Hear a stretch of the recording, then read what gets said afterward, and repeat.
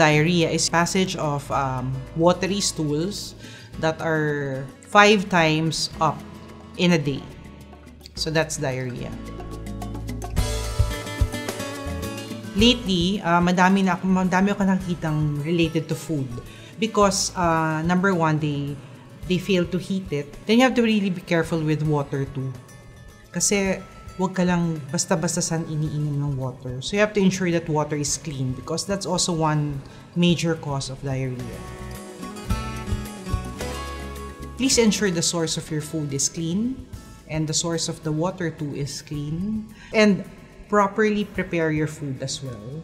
And be very vigilant, especially when you go for takeout food. Ulcer is yung tawag dun sa sore na present dun sa lining ng sikmura. That is the cause of peptic ulcer disease. So, yung diagnosis mismo niya is peptic ulcer disease. Yung sugat nun, yun yung ulcer na tinatawag.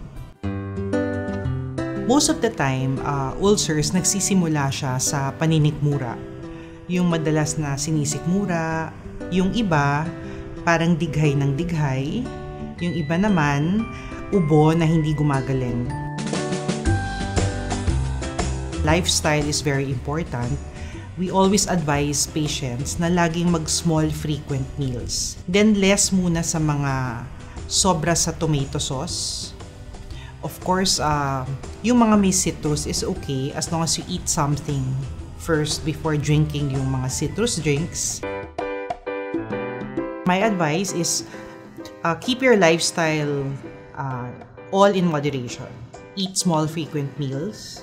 Ensure that after eating, at least you don't lie down for at least 1 hour to allow digestion. Tapos, limit your intake of caffeine or any carbonated drink because pwede siya mag-trigger ng isang attack.